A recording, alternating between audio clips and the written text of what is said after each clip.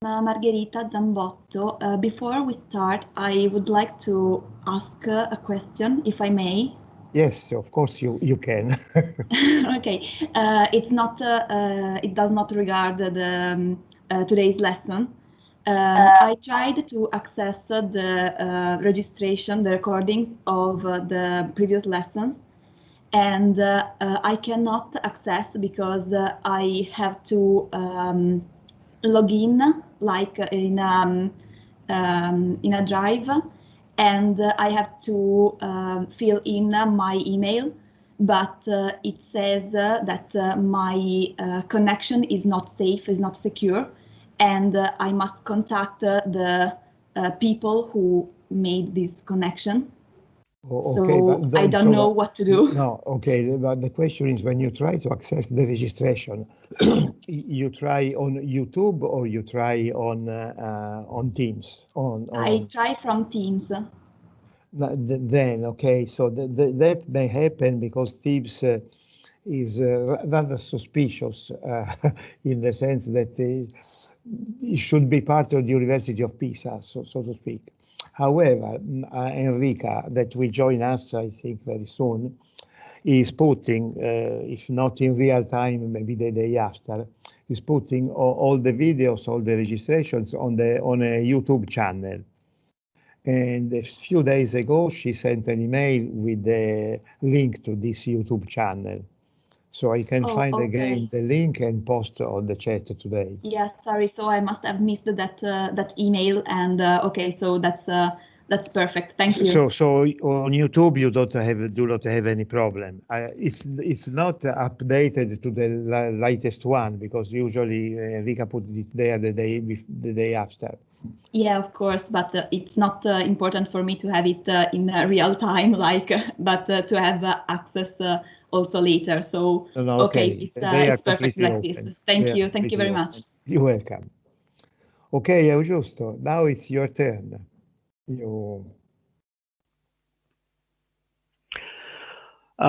Good morning, everybody. And we have a full immersion day about Qgis and its possible uses in digital humanities. And this is the screen. The lecture, okay, it is a 7 hours lecture, so I decided not to go in the details for each of the topics that I will talk about, but as to say to give you some important some information that I consider as important, just to give you the possibility to go deeper in the subject. You will know that something exists and that it is possible. You will probably forget how to do that, but you know that it is possible. So you can go later on, maybe browse the slides and see where is the the starting point to try to do what you have in mind. So many indications, many suggestions on how to do things, but if you want to go into the detail, if you want to really develop something, then you will have to add of your own and go and study more. Consider that all the materials of this course are on this GitHub address that you see on on the first slide, and that I have noticed right now the other link, which is on the bottom of the slide is wrong. It's old. It is related to 19. So keep in mind this one, which is the right one. So speaking about what is digital cartography and Qgis in particular, what are the characteristics? Why we introduce digital cartography instead of relying on paper cartography as usual? Digital cartography has, in fact, a lot to share with classical cartography. They come from the same needs, in fact. The points that we find in common. First, what the real purpose of digital cartography is the same of classical one. That is recording the position of something in a territory. This may be a conventional point, North Pole, or maybe a real object, a cathedral, whatever. We want to place it in the real space, and we want to reach it later on and to describe to others where it is. We also want to represent morphological characteristics of a territory, for instance, to see where the mountain is, or whatever. That is not only human artifacts, but also nature. What is the shape of a piece of ground? We want to represent travel paths, which means how to move, a track to follow to go from one place to the other. And next, we want to add names, that is associating properties and characteristics to the points that we mark on the ground. And finally, we want to represent what is today, but also what has been or will be in the future. So it is not simply what is currently, but also what it isn't, but we want to have a support for thinking, acting with imagination on it. These points are shared by digital and classical cartography. In the end, we want to do the same kind of things. And they translate on the fact that they satisfy a need for our knowledge, for our recording. So the purpose, in the end, that is the reason for which we use this kind of things, the final end of this kind of things, are also very similar. Maybe we want to compute the dimensions of an object or area for any good reason, fiscal reasons, for environmental reasons, or and similar. We may want to derive properties of an object once we have recorded it in some way. We want to determine borders, which are important for political things of states, properties, which is useful for the management of properties and things like, and related things, and find routes, not only record the routes, but also to find the route to reach destination. It may be the usual task that we do with Google Maps, but also to find a way to traverse a mountain, find a step. And later we can also want to document what we have done, documenting trips, saying what we have seen where, and any kind of movement that we make by ground or in any other way we can move. We want to be able to say where things happened, not only when. So we want to place what happened or what is happening in the in a geographic map, to place it on the ground, and also to teach about things that happened, teaching is one of the purposes we always had for geography. I think the first thing you may imagine in the furniture of a classroom is a map. And all such utilization, as I told you, when speaking about the characteristics of cartography, all of them, all such utilization may be related to present, past, or future. So, having seen that, in fact, there are a lot of points in common between how digital cartography and traditional cartography are used, what is the good reason to introduce digital cartography? First, we focus on the difference, which is a key to understand why it is useful. And the difference is mainly on the support. That is, on one side, we have paper. On the other, we have digital supports, many kinds of digital supports. A digital map is recorded on a digital support, and this is accessible via a suitable device,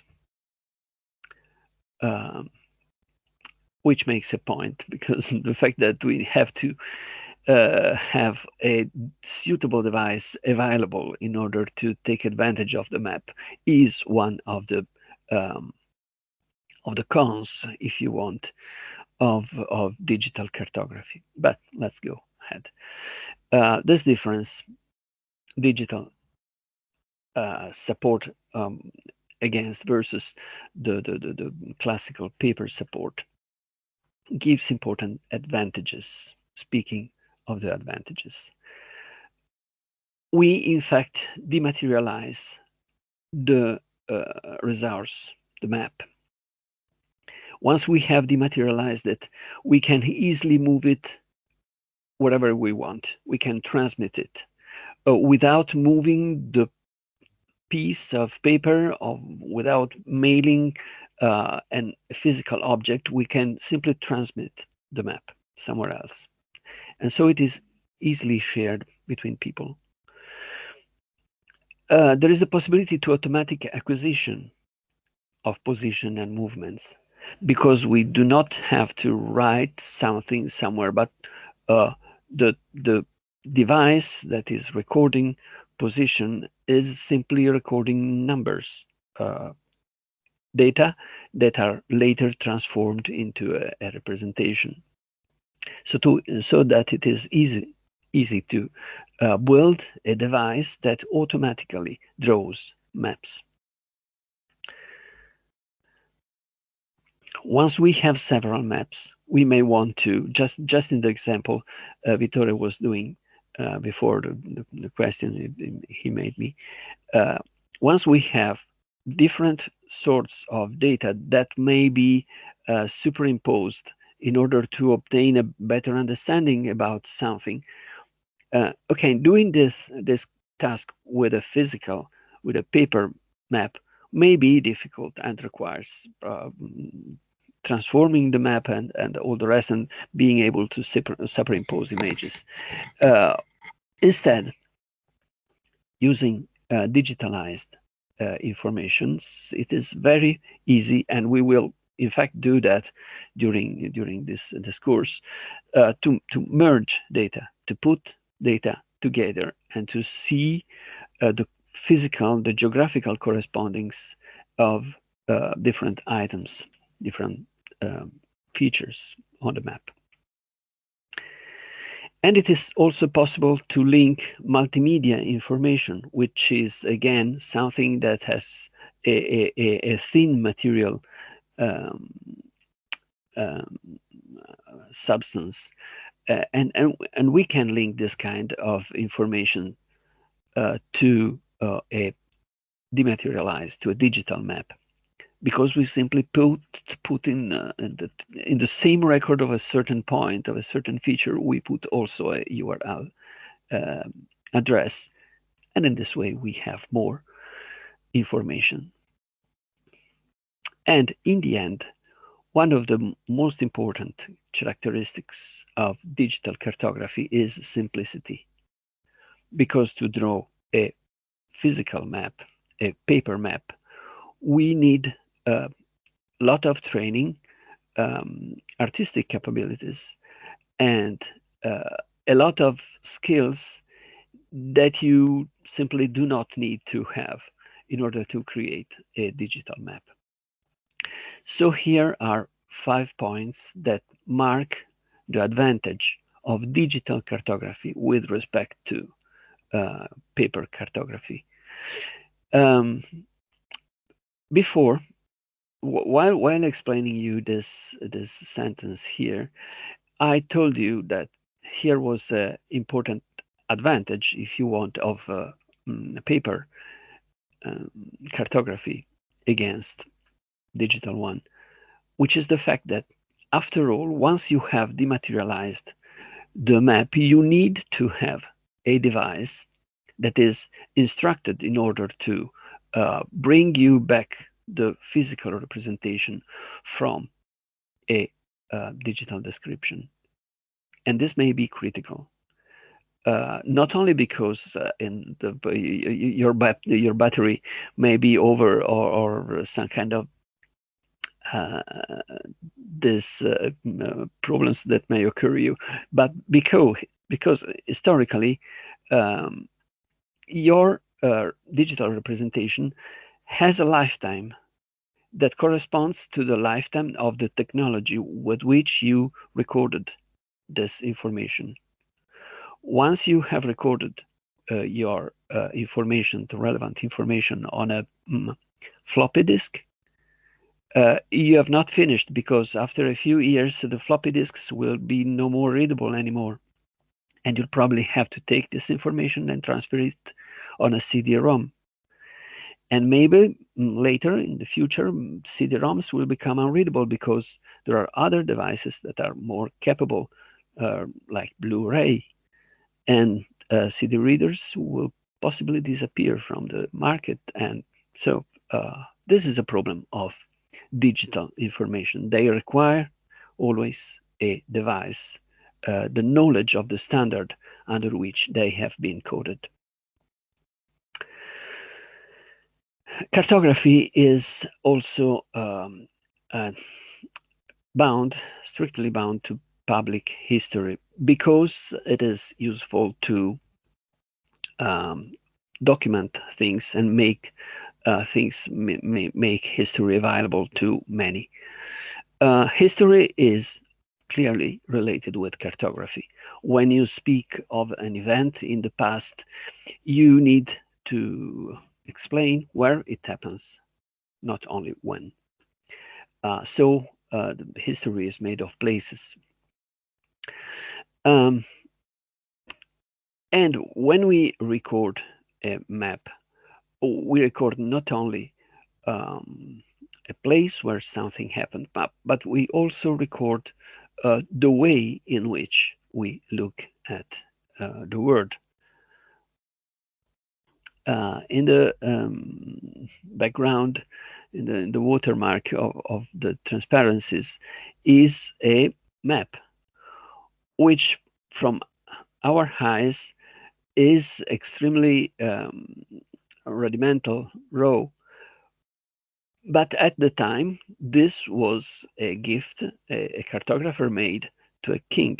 So it was a very important representation thing.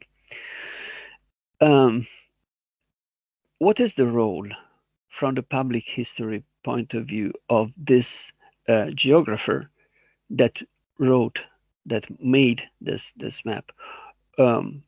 Was it doing something more than simply representing the world? Was what this image represents for us is not only an image of the world that is not so satisfying, but also an explanation of how people was looking at the world at the time. And this makes what is usually called the public engagement with the past, because when I draw this map, I make people aware of the future, in the future, of how I was looking at the world. And another keyword of public history is putting history to work, because I make this map for a personal use or public use anyway, and clearly fostering critical reflection, because today we look at this map and we reason about how was the world at that time. So the now question is whether the TNO map, which is this map on the watermark, is a public history document after all, and so not simply a map, but also something that represents history. And the following question is, when we draw a map today, be it digital or physical, tomorrow, will this be a public history document, just like the TNO map? Or this is possibly true. The important thing now is who has the ability to produce such documents, because the TO map, there was a few cartographers that had the time, resources, knowledge, skills to do this kind of work and to record it by giving it to a king. But today, what has changed on this respect? It is how many people are able to make a map, and this makes a difference. And digital cartography widens the possibilities, just because it is simple to carry out. It is simple to make a map today more than it was yesterday. And much of this depends on how diffused are the skills to make maps. And if you think, if you consider that this course goes in this direction to diffuse knowledge about this specific technology.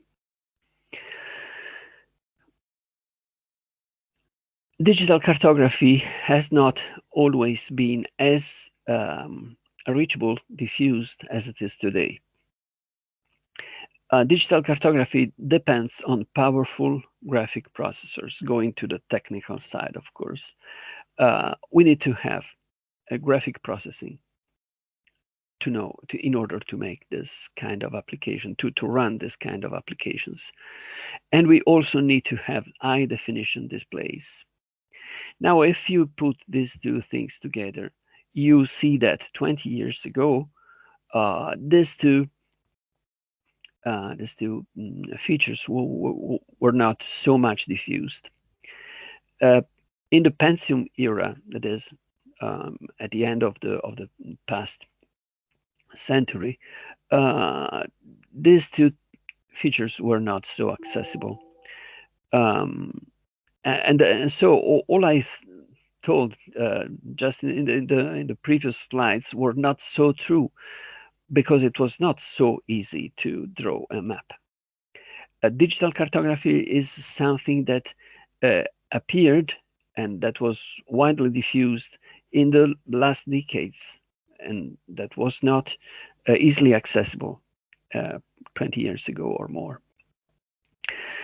Digital cartography became affordable for the many approximately after 2005. And in 15 years, up to today, almost everybody has a pocket-sized Qgis engine in his pocket that is a smartphone with Google Maps installed, which is something that 20 years ago was simply not imaginable. Despite this history of 15 years and more, if you go to people that was that had the tools to make digital cartography. Despite this rather long history, we are still going towards standardization. We have not yet reached a final point in standardization, and this has an impact, because if we lack a really diffused standard, then we have different representations of the data that do not easily communicate one with the other. And so this point is relevant, but still to reach in a sense. Anyway, cartography is accessible to anybody which has the skills, to any person that has some skill in order to manage maps. So there are a lot of progress on this side, but of course we have challenges, and we want to further simplify access, because the more access is simple and available to all, the more we have resources, and possibly we open to a wider contribution. And unified representation, which has to do with the standardization here, because we want to be able to take different maps and put them together, take data from different sources and put these things together. And the future is to create autonomous things that record our history. It will become our history tomorrow, but today we want to be able to collect information about the world, how it is today, in order to give this information to future generations. And in this way, we want to improve, enhance the communication of our history, of our state of things today.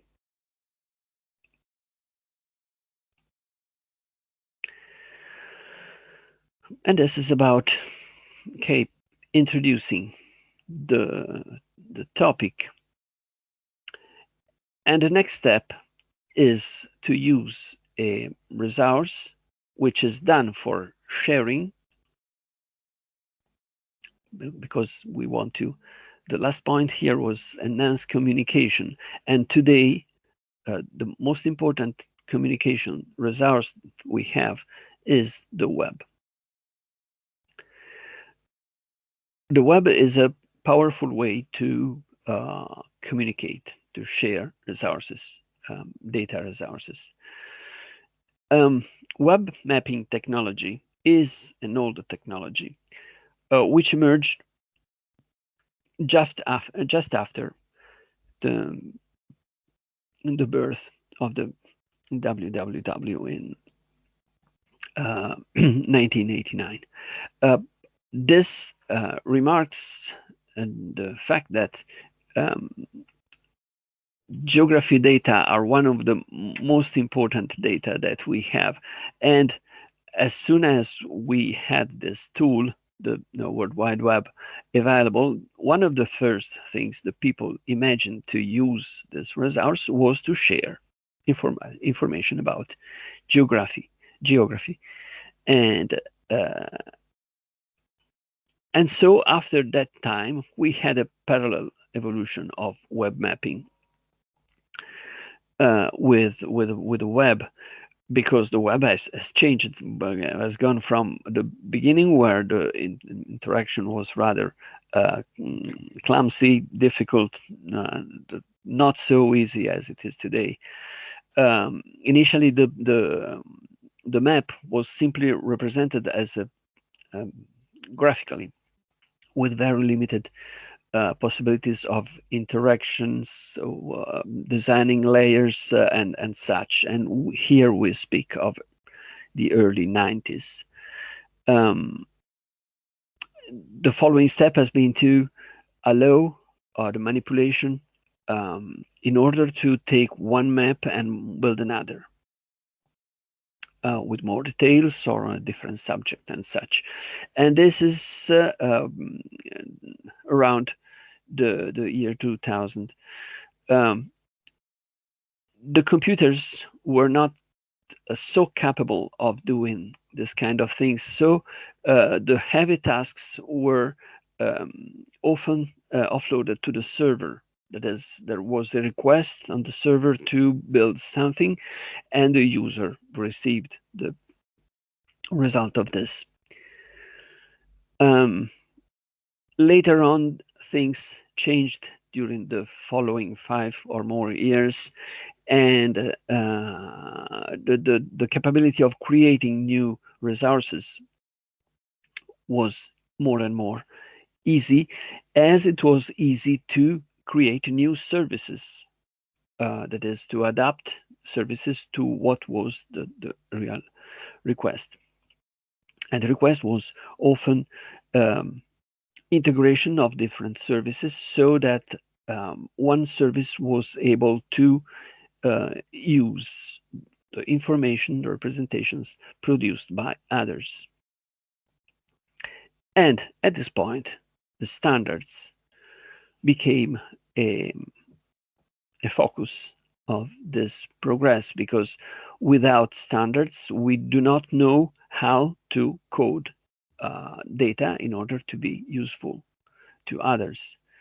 And this is a key point: standards and interfaces. That is, way to communicate, ways to put into communication different services and make them exchange in easy way information. So the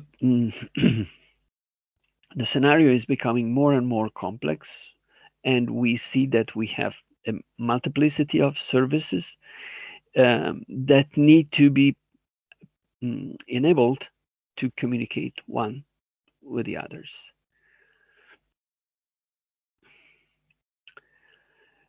In the today, that is after the introduction years ago of the Web 2.0, we have observed the diffusion of computing devices that were much more complex than the ones that were available in the previous years. And such devices were portable, and this fostered and made necessary a real-time response, because we want to, if the device we have is portable, it means that we use it while we do something else, while we move. And if we want to have a geographic representation of what we are doing, this means real-time response. I want to be where I am now with respect of my town, and in order to see where to go. This means real-time response. This means more and more advanced interfaces in order to understand, to have feedback about this. So we have the need of putting together many different sources in order to have the relevant information that we need.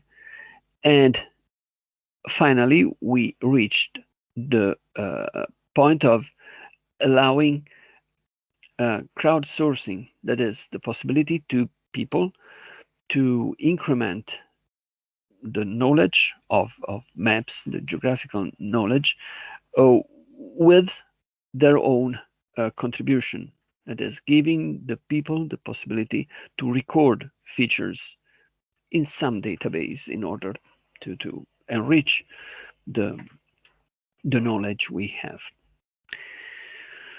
Client-side manipulation of map features, which is much more that we have seen before, where we were users of a single map with little possibilities to interact with it. Now we have the possibility, each one of us has the possibility to introduce personal point in the map and for its personal use, and use it, maybe share it with others. And this asks for data in the web. Data in the web is one of the meanings of cloud computing. So we need to have storage resources that are available on the web in order to be able to exchange data related to geography with others, that may be with any other person or with selected people. Those I want those two I want to send my address in order to reach me. So servers authentication, because I do not want that anybody knows where I live, and sharing, which are complex things to obtain. And we know that authentication is vital for security, because once I have defined an authenticated access to my data, I want that this data are shared only with people that can produce this kind of credentials. So the scenario is becoming more and more complex, with many parties, with many activities and skills that are required to manage this kind of information. One of the big alternatives that arose in the internet, in the web, from the beginning of the diffusion of web technologies, wide diffusion of web technologies, is the difference between open data and closed data. This has been always true since computer science, not simply computer science, but at some stage, roughly 40 years ago or such, we discovered the difference between information that was in the internet and which was free to reach, and other that was not free to obtain and that was paid, possibly. So this alternative is always present on the internet, where the internet is a place where we exchange things. The difference is between the accessibility of the data, that may be public or private. The same option is present in cartography. And I make here examples that we will explore in the rest of the course. One is open source. Open source means that maps are in the public domain. You can update such maps. You can download such maps, use them, publish them in some way, and you simply need to you need to explain where did you take these maps. Maps are in the public domain. Anyone can add features to the maps. That's dangerous, but it is a kind of possibility that we need to give to people if we want to have vital informations that change with time. And maps can be reused, which means that the map that we find in the internet can be downloaded, and we can reuse this same map in some other way without need of explaining too much, and with a technical possibility to reuse the same map. And this is open source, which means that I give the others the possibility to improve what I have already done at no cost. Something that is there is a subtle difference between open source and free, because Google Maps are in fact free. You have the maps on your phone, you can use it freely, but you access them through a private service.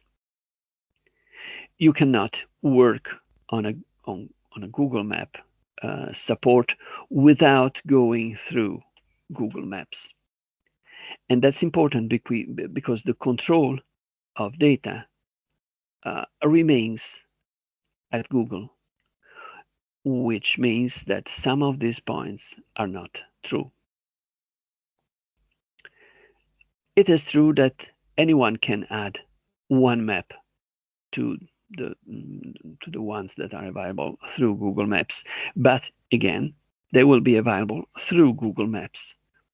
So in fact, what happens is that the way to access is kept by Google, and it is not open. This is not open source. This is free because you do not have to pay, but open is something more. And finally, we have private maps. For instance, Mapbox that we will not see today, and that allows you to download a map and use it and possibly show it. But at the time when you show it, you have to pay a fee. And this fee increases with the number of views you have of the map you have downloaded. So here are the three basic alternatives you have. One is open source, another is free, which is not open. Someone takes the control of how to do, and these are simply private. You buy for your map. You pay for your map. Now let's go to the concepts, to the basic concepts we will manage during this talk, during this long day. Important fact is that they are few and relatively simple to understand. This is the guarantee that we can work on these aspects on maps in a pretty easy way without overly complication. The basics are the existence of coordinates, which is the latitude and the longitude. We have these two concepts. We have to understand these two concepts. And when we have got these two things, we know how to describe a point. More can be added. And this is represented by what are called features. Features are the information that we have about coordinates, and features are those that are represented on a map. A feature may be a point, which is simply associated to a pair of coordinates. A segment, which is made of 2 points. A line, which is composed of several segments joined one to the following. And an area, when the initial and final point of a line meet and so are placed on the same point, coincide. These 4 concepts are sufficient to move and modify a map and do a lot of work. So simplicity, 4 easy things to do. And here also I am defining the keywords that we will find during the tutorial.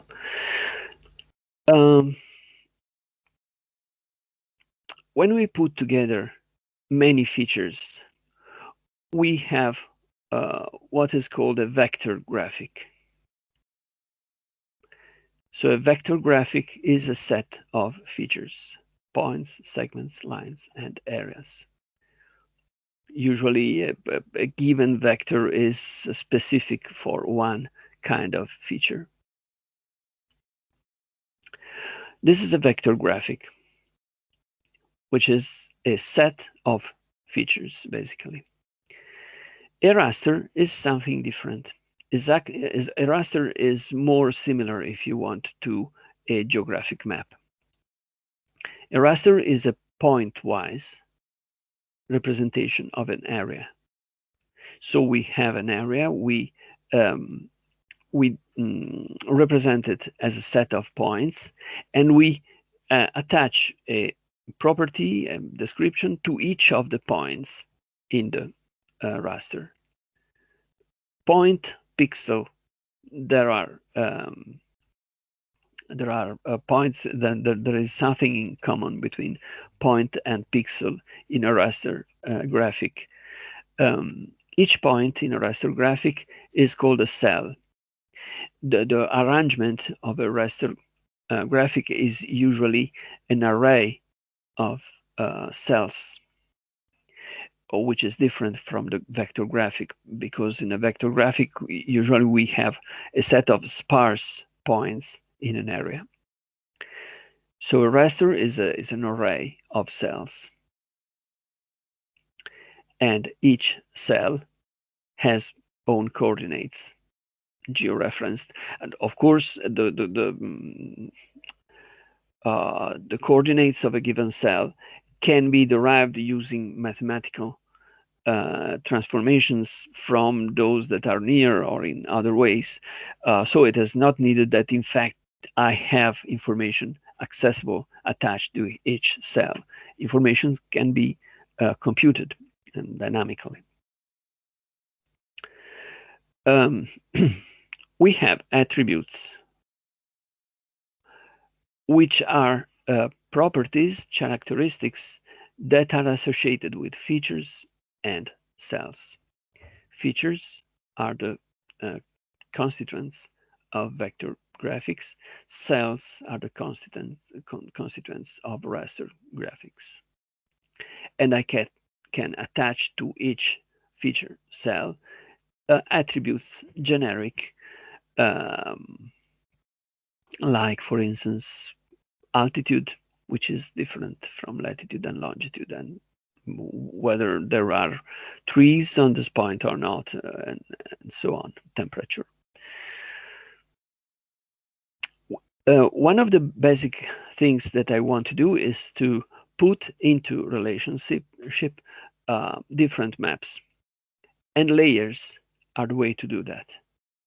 I can take a vector graphic made of sparse points on an area associated with a raster, and have these points related with a complex description, with a complete description of what is around. So I am able to take information from different maps and put all these things together. And of course, I want to have a set of automated, simple tools in order to manage these data, to define features, to superimpose layers, to match layers, define attributes, and all this, and all the operations that you can imagine using this kind of concepts. And in this page, we in fact have, I say, the most important concepts that are that lay the basis of digital cartography.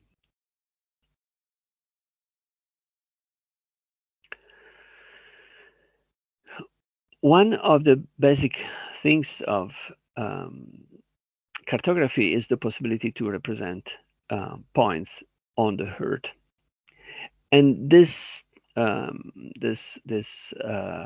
goal is obtained by geographic coordinate systems. There is an S here. That means that there are many, and that's one of the problems that is related with standardization. A standard geographic coordinate system has the fundamental role of describing where something is on a map.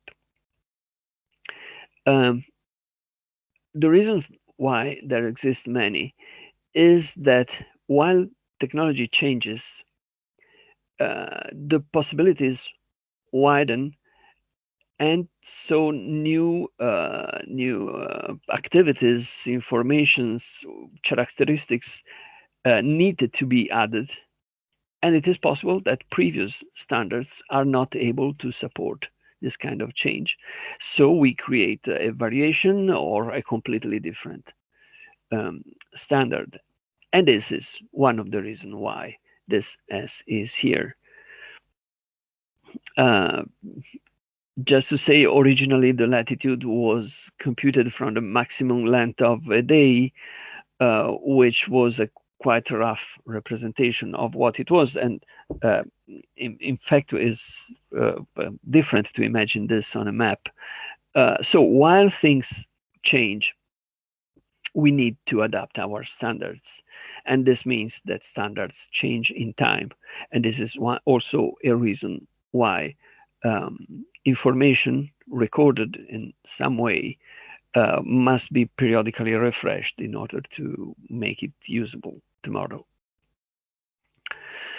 One of the systems that is more used is the so-called World Geodetic System, dated 1984,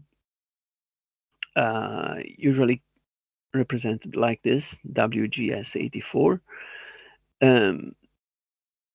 This can be in fact represented in several ways, and if you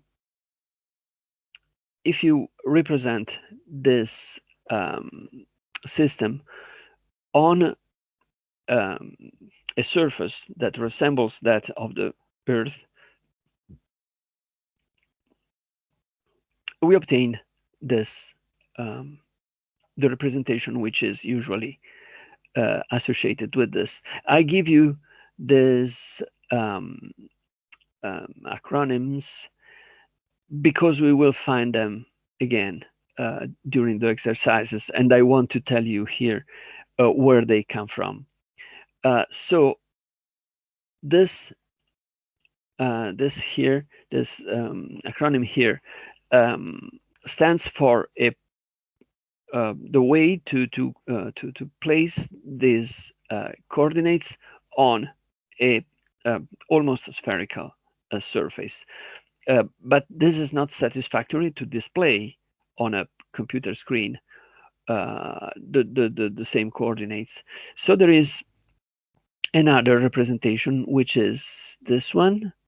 You see what changed is only the number, but this is a pseudo-Mercator projection on a square surface, which means flat. So we will have this when we refer to coordinates on the Earth, and this when we refer to coordinates on a screen. Again, we will see these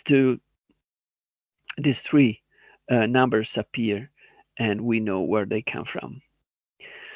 The APS-G 4326 is used by the GPS, and it is used for data storage. That is, when we want to store things somewhere, we use this kind of representation on the sphere.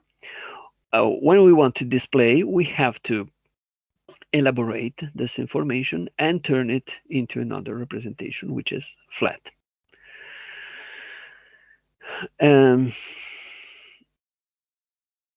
we have that in 4327, we have latitude and longitude in this order, which is critical. And coordinates are expressed in degrees in decimal form, not with minutes and seconds. Okay, not so important, but when you go to the practical things, this is extremely relevant, and you have to know that. The goals, many of this, the rest of this talk, is to give you, as I told you at the very beginning, basic skills to update, create GIS maps. This goes to reach this goal. I will explain you the basics of some tools that we have, either applications, local applications, and web tools that we have. And we see how this different perspective meet. That is, how we may have a local application that takes data from a server-based application that is a web application, and what happens when we have data stored in the cloud and so on.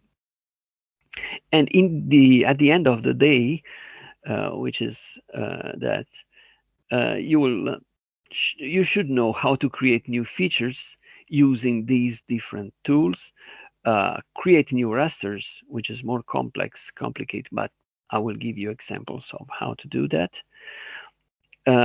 Tracking an itinerary using a GPS receiver,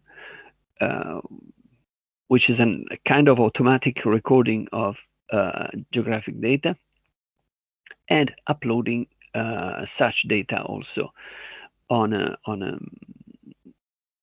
map in the web, visible through web tools.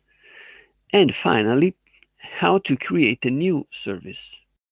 That is, how to start from your requirements and not necessarily use a service that is already in place in order to take advantage of their features already implemented, but how to design and implement a new service. Behind all that are GIS databases. I will not treat them in almost in any detail, so I have two slides here to tell you about two very important database technologies for GIS. One is PostGIS, which is a variation of the SQL language in order to represent geographic information. And here is an example, just to give you a feeling of how these things are represented. This is an insert operation that wants to add information to an existing database, and I want to insert in a directory, in a database which is called places, using this schema, and the values that I want to insert are the point for that corresponds to Pisa, and here I give the two coordinates using this standard 4327, which is one of those I told you before. We are not going to use this kind of information because we will use web services in order to interact transparently with this kind of recordings. So just to know that this kind of things exist in the background, we will not manage this kind of information. And this is one way. In a sense, it is the legacy way to do with features. The new way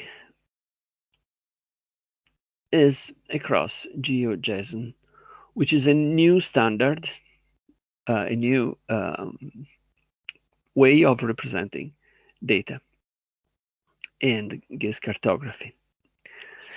Geojson is an extension of the JSON object description language, and it has many advantages with respect to PostGIS. While PostGIS has a lot of momentum because there are a lot of data that are already recorded in PostGIS, but more and more people is using Geojson. It is more flexible and programmer friendly because it is near to the JavaScript language, which is the language that is used for web services. It is hosted by NoSQL databases, does not need a specific databases for this. And this is an example of how a feature is represented. That is one point on a map. I say what kind of feature it is, what kind of data it is, and it's a feature, and here is the type of the feature itself, which is a point. Remember point lines and that. And here are the coordinates that are placed in the my Geojson record.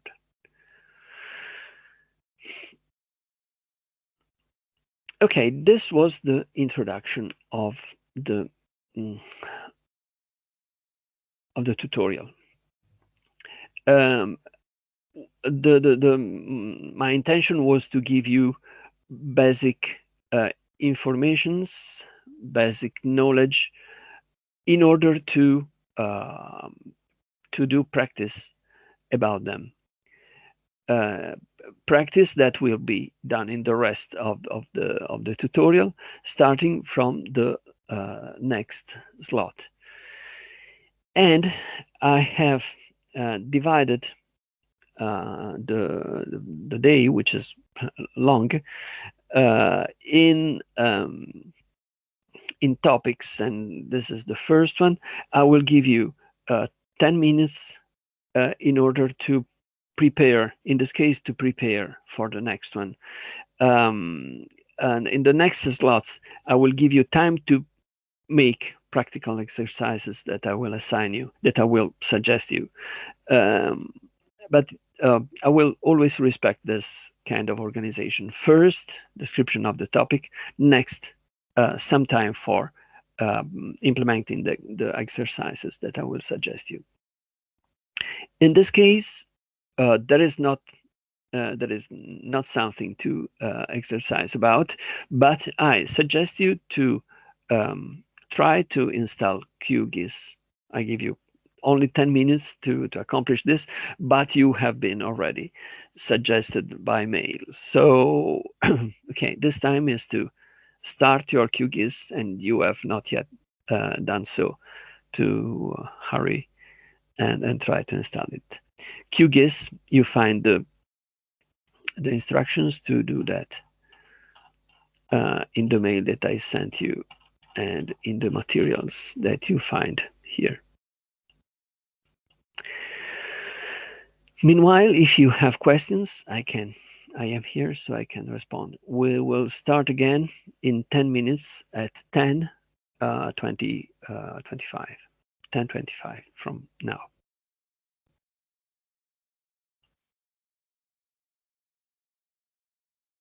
Thank you very much, Augusto. Hi. All fine? Thank you. Okay, that's all fine, Enrique? All fine, yes. I came to have a medical examination, so I was late. But okay. I appreciated that you put public history in your slide. I appreciate it a lot. Okay, good. but the relationship is It's closed. yeah, it's difficult to avoid. I should have a real intention to ignore. Meanwhile, the other search for Qgis, I have to say that the problem in public history and the GIS is that the GIS is a powerful tool to show history on the map, but when well made is something that not everybody can understand. So, for instance, the database that is within the GIS, how it is conceived and built is not possible to know how. No, so the participation is in some way mediated, some way guided by the historian. Is not completely open. I don't know if I. No, the point. Yeah, all right. I told before about the simplification, and this simplification entails the fact that the access to the raw data, which are difficult to manage, should be as soft as possible. That is, you do not see SQL data. You just see the point on the map and you attach attributes to that point. And this also makes reachable this data to those historians that do not yet have the competence, the skills to interact with the data. That is, the historian we are talking about does not need to have this kind of deep skills. Actually, they should need, because one of the biggest principle of the historian that I should, if I want, search for the verification of the data. So if you told me, okay, the Napoleone died the 5th of May, okay, I should not believe you. I should always ask for a confirmation. Okay, why you are saying me this? Okay, which kind of sources you are using in order to say me that Napoleon died the 5th of May? And this is always true. So, okay, I can.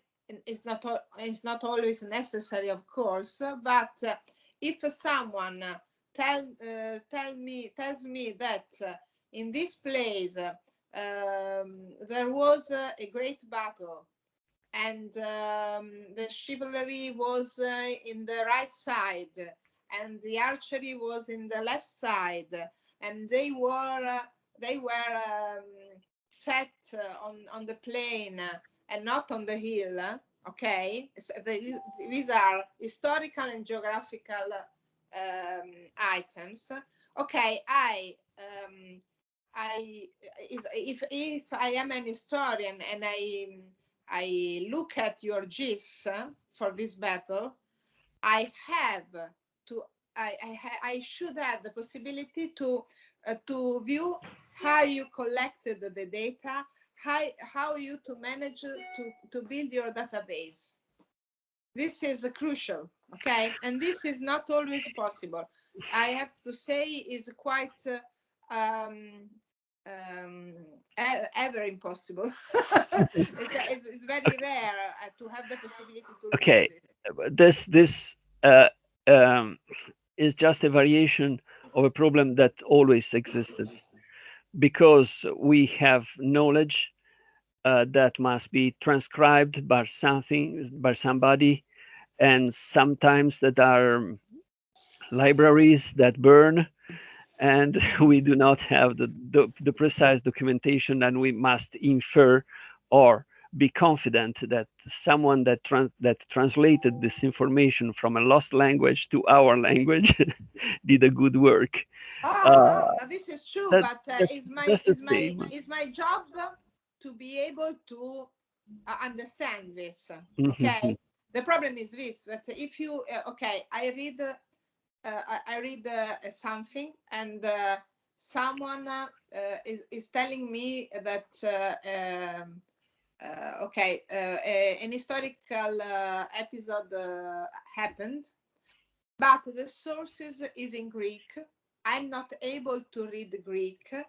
Okay, this is my problem. But the historian who wrote the paper should tell me how to verify the sources. Okay, he has to tell me, okay, look at Strabone, who was a Greek writer, and if you look at Strabone, in this edition, in this page, you find the source that I was thinking about. Okay, so I don't know Greek, but it's my problem. Okay, I could learn Greek and read Strabone and find the sources. In this case, not always the Qgis, the information system, allow me to understand how the database is built. So if I can reach the database, so the modello dati, the database model, I can understand something. Okay, and it's my problem if I'm not able to. So this is why we are teaching GSI to everyone. Okay. But if you don't give me the data model, if you don't give me the link to the sources that you used, I cannot do it, even if I'm able to read a database. I don't know if I explain myself. Sure. In computer science, we have version control systems which keep the history of computer artifacts, standards included. And what you mean is possibly that tomorrow we may have a new specialization for historians, which is history of standards, of computer standards, because we need to keep a track. This is surely true. We need to keep a track of our standards, because if we lose them, we lose a lot of things. But consider your VHS cassettes. Maybe you have some with your marriage or something of this kind. Okay, they are lost if you do not translate them in a CD or such. You must keep a track of the technologies and of the standards interfaces that you used in order to produce documents, because otherwise you simply lose them. Paper is sorry, I occupied a lot of this. No, we have time of 2 more minutes because I gave the students up to 25. But I want to also go and look at my slides because I want to be ready.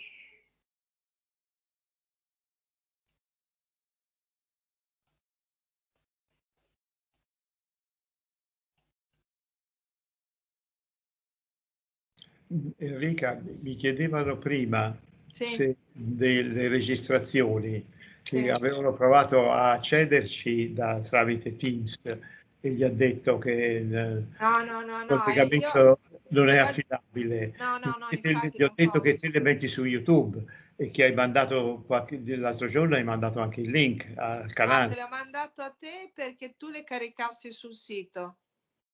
Questo Tu devi solo fare l'embedded sul sito. No, non l'avevo capito, allora lo faccio subito. E diciamo tutti i video sono già caricati su YouTube, su quella playlist che ti ho mandato. Sì, sì, ho visto, infatti. Io Veramente posso anche mandargli il link della playlist, però la cosa più carina... No, le metto, hai ragione, li metti nella cosa. No, dicendo registrazione. Purtroppo non ho registrato l'ultimo quarto della lezione di Loconso. Lei mi dispiace perché invece quella era interessante. Va bene.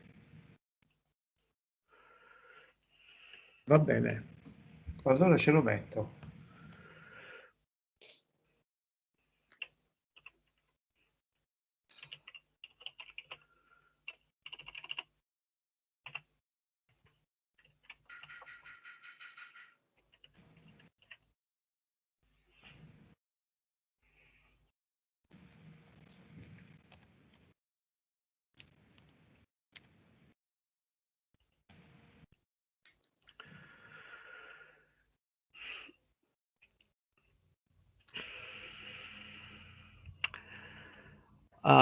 So we start with the first tool that we will explore, which is Qgis.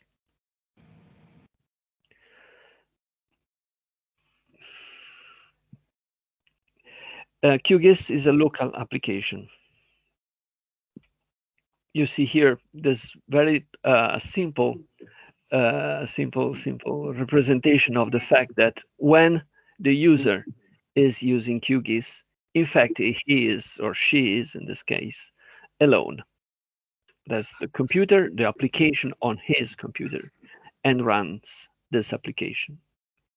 There is nothing more around. Of course, she can exchange data with colleagues and from the web, downloading data from outside. But in fact, all these things are outside the picture of our application. So the web is in fact useful to exchange data that are in fact not in the picture. All this is outside. QuantumGIS is a kind of local application of this kind. And it is an open source product, which means that the software has been developed and is maintained by volunteers. Volunteers means that anybody can join the group and implement a new feature or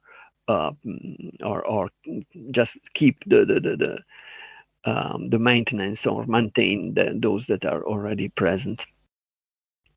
The first release is in 2002, and so it is a pretty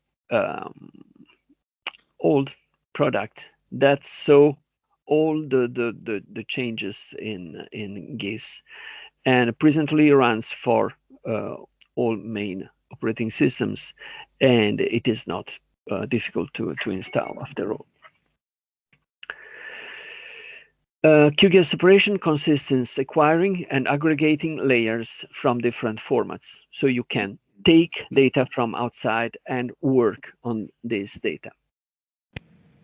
You can read your information from whatever you want, and you can create new layers, and you can customize features, add features, create rasters, and all these kind of things. That there are really a lot of possibilities. Qgis is an extremely rich product. You can imagine, you can make a comparison between this product and, for instance, Word, Microsoft Word. You will never discover all things that Word can do, because there will be always something that you have never tried or never discovered. In the end, you can easily produce a graphic file, be it a JPG or PNG, that is a plain graphic file that you can include in your records, in your presentation, whatever. Save your work in a format which is Qgis, which is for.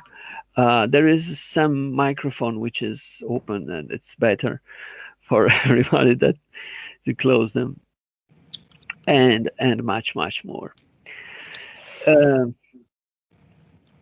Let's do a step-by-step thing in QGIS. In the documents that you do not find here, but I told you where to find the address, which is here. You find instructions for carrying out this activity. First of all, I'll start QGIS, and I'll show you QGIS on my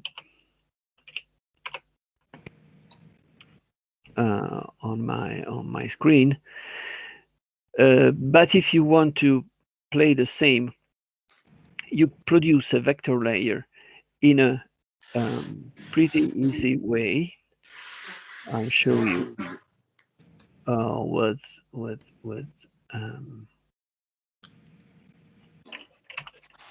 the screen directly. Oops.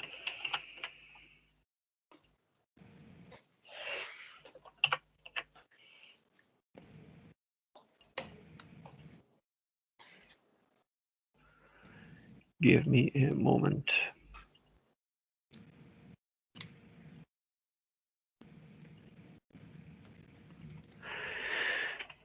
Okay, now you should see the QGIS screen, and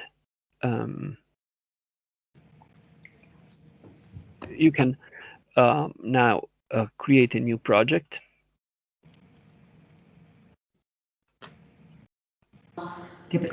I can't see your screen. You can't? One moment.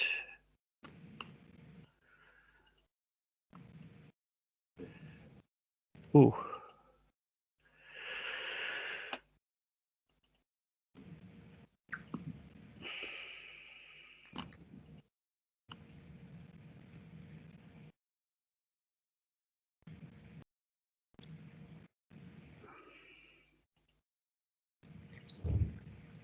Okay, now you should see. Otherwise, I have not. That is, I have not the possibility to show the GIS. You should see now an untitled project QGIS. If you do not, please tell me. No. I see a blank project. Okay, that's nice. But you do not see anymore the slides, but you can follow the slides in parallel. I say I will simply follow the points in the slide. So here I have created a new project, as indicated in the first point, and I can, at this point, I want to add a new background, a new raster. In fact, I want to import a raster, and for this I have the Control L, which is also reachable here. You have noticed I have a data source manager, which is Control L, and I check this one. And here I select OpenStreetMap, which is among the X, Y, Z slides. Augusto, unfortunately, the screen remains blank. Okay. Okay, no way.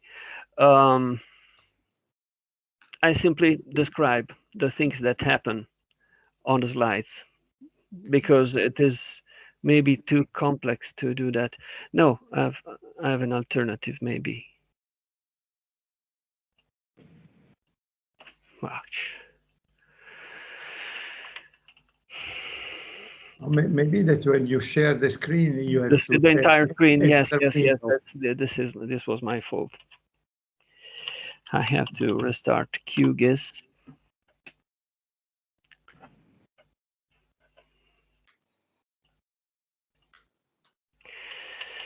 And next.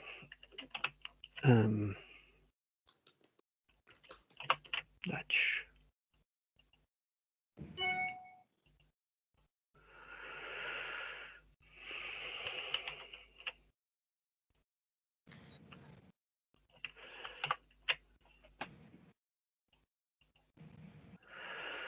Mm-hmm.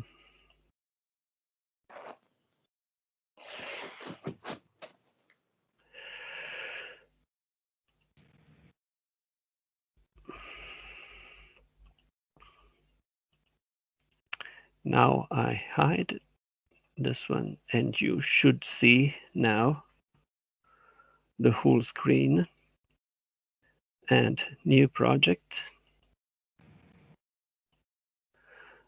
and data source manager. Now you see it, is it? Yes. Okay.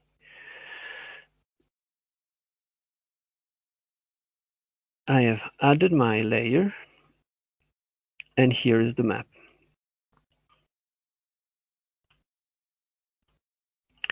I'm using the mouse in order to get closer and to reach a detail that can be useful. I go to Tuscany.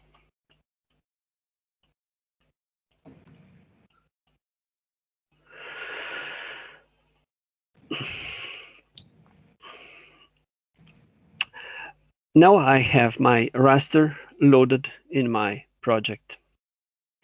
And one thing that I can do is to add a vector layer that will contain features that I want to add. In order to do that, I will add a new layer. And this is obtained in this way: layer, add layer, and add vector layer.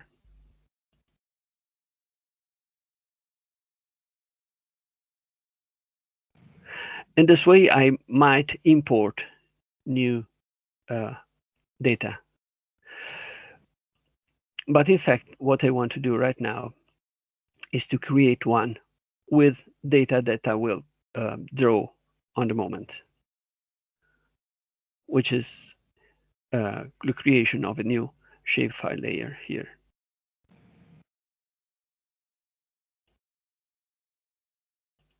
I have to give a name for this.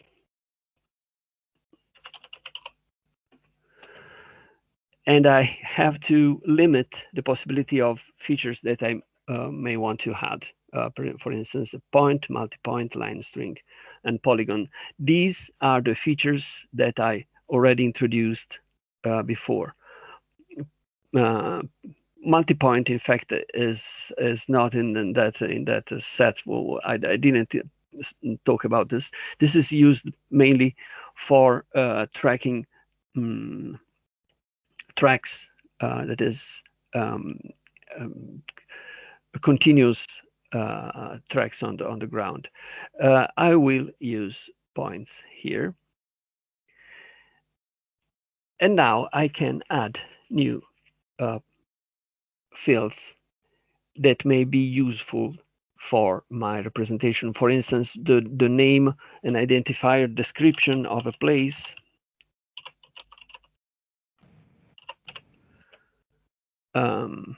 Which is text data, but I could add something different, which are numbers and such. So there is a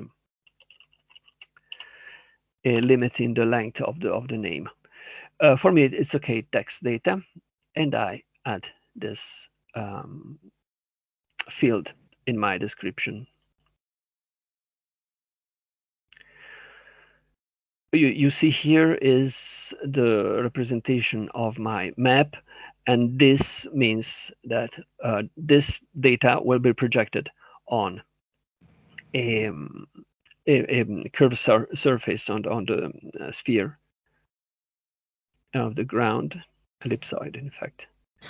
And I say, okay, here. You see that here instead I have the order representation because I record my data in the on the ellipsoid on the sphere of the ground, but what is represented here is in the planar projection.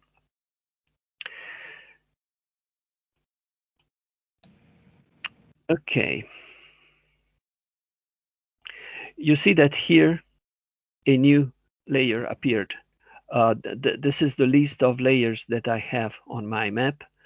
And here there was the first background, the raster, which is in the background, which is the OpenStreetMap raster. And next I add my demo one. I can do more. If I double click on the demo layer, I have a lot of things that I can change. For instance, the way points are represented, the label that will appear aside my point when the point is recorded, and the attributes, the form, the table representation of all the points and all that.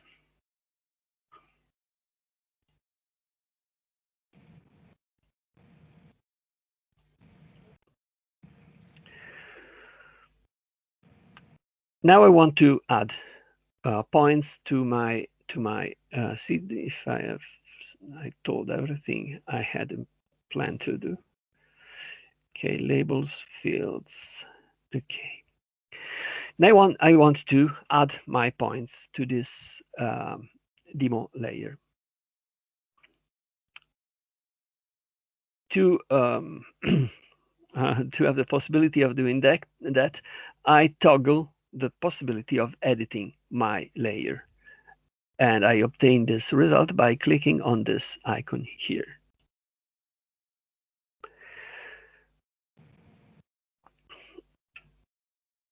Now I can add new points. Many ways to do that.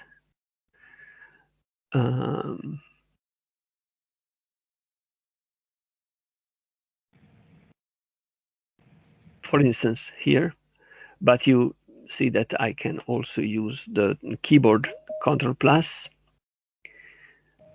I click on this and I move on the map.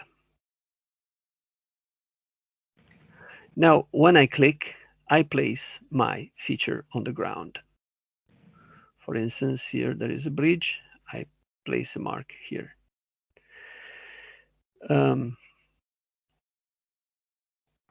I can add features to as soon as I clicked on the point, this screen appeared with asking for the description I want to add. You remember that there was an attribute which was description, and I can write here bridge. And if you see, my point has been added. Here I can add more.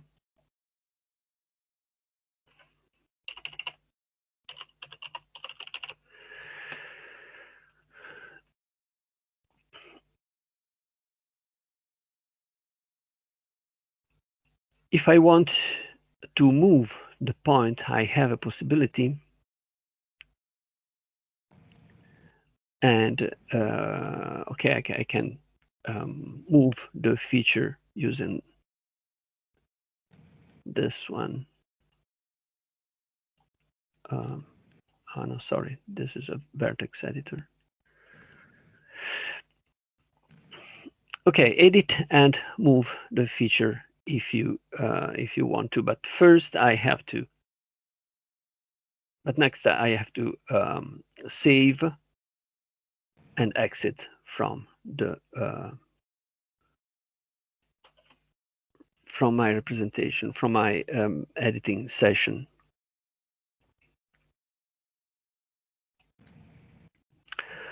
Ooh,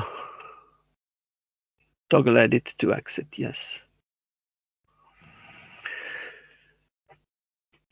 once I have realized, implemented my points, I may want to update them. And for this, I can select this tool here, or also open attribute table here. You always have several ways to reach the same result. Here you have the table representation of the points we have added. You have 2 points. One as a description that says bridge, and here is another, which was the other description. You can modify here by clicking the usual pencil and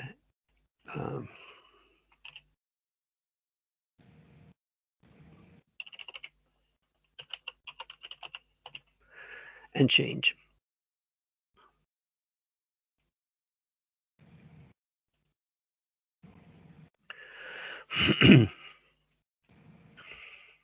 So all this is transparent. There is this very easy interface in order to obtain the results you want. Control E is the same of the pencil, and that you find on the slides. And you can also add a new attribute if you need to, and you can make computations on the attributes in order to obtain attributes that are in some way computed from the others that are already present. Here I tell you how to add a new attribute.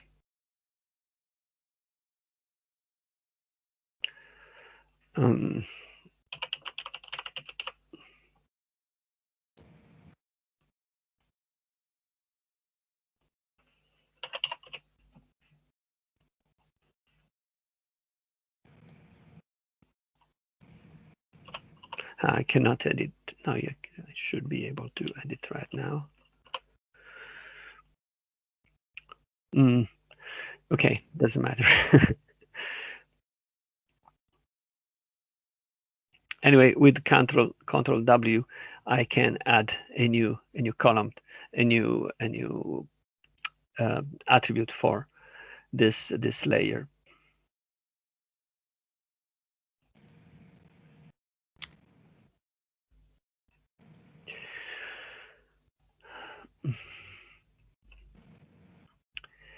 To give you an example of how I can add it in an attribute, computed attribute, I will show you how to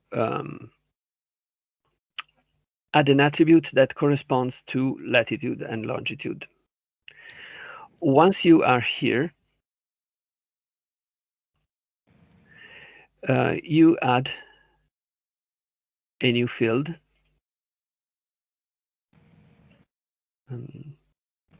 Sorry, Abacus, this one.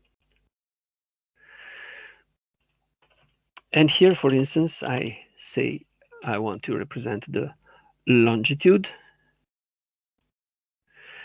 And here I have to find where to find the longitude here, which should be geometry, sorry, which is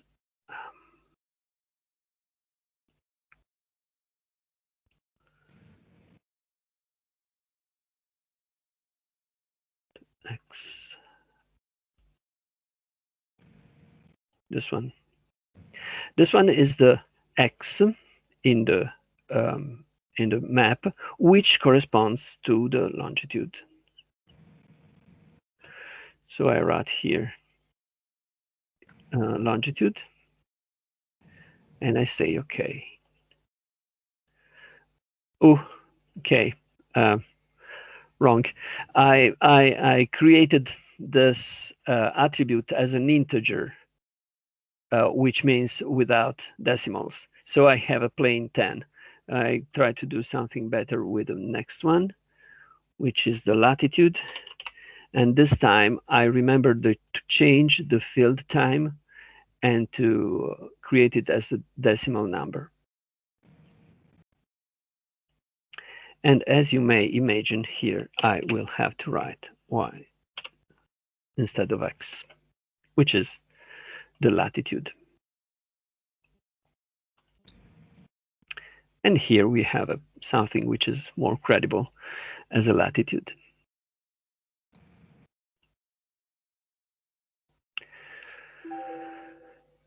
Now I can save my work. I toggle the editing mode. I save, I close,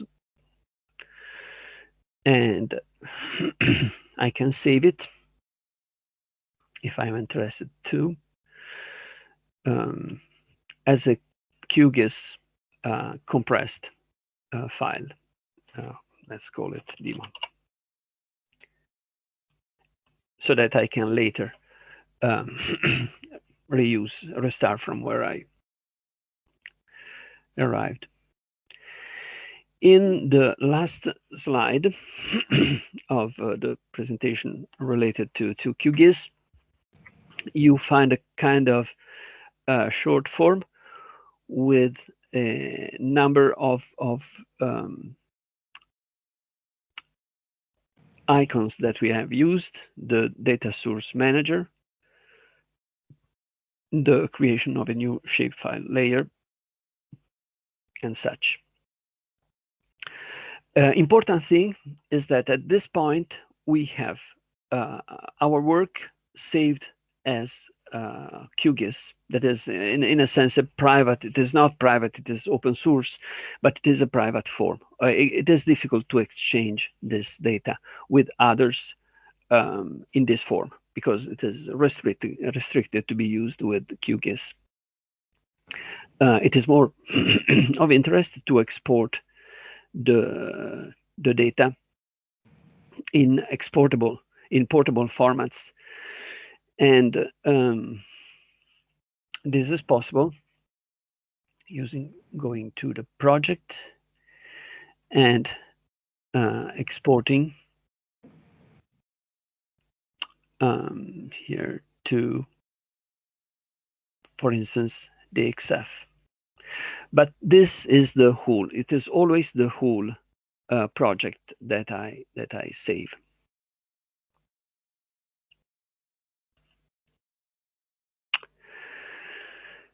Now I go back to the slides.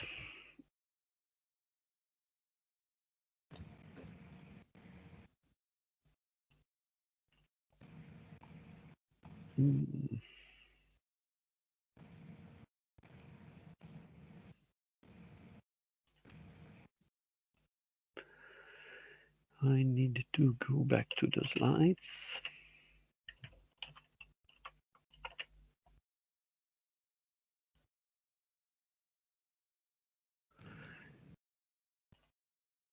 And Kane, meanwhile, if there are questions or such while I'm switching the... Okay, you should now see the slides again. And here is the short form I told you about. And here is some lab activity if you want to try. North of La Spezia, there is a region that is called Cinque Terre, if you know. There are 5 little towns, villages. The names are these. The task is simple. Open a new project and mark these points. You need to navigate and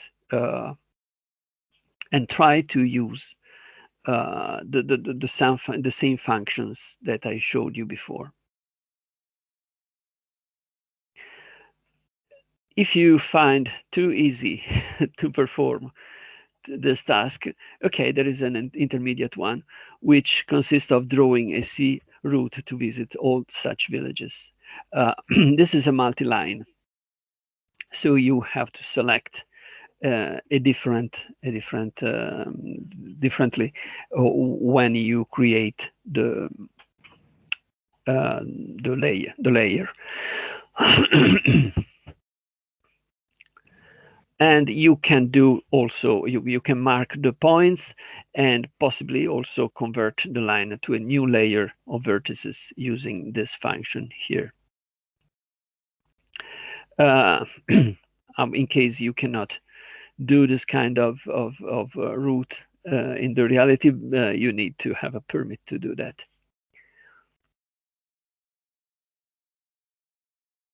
And if you do not certainly have time to do that now, but you can find a way to compute longitude and latitude of such points, and we have learned right now how to do that. But next, to insert this this data into a label that you attach and that you make visible attached to each of the points. You can use a function which is concat. I leave you a few minutes to try to do that. Basically, it is enough if you try to do the basic step. Just if you find it too easy, try to understand how to do the next one. It is 5 to 11, and we'll meet again in 10 minutes, which means that 5 past 11. Sorry. Okay, I stopped the recording now. I start it again when we are back.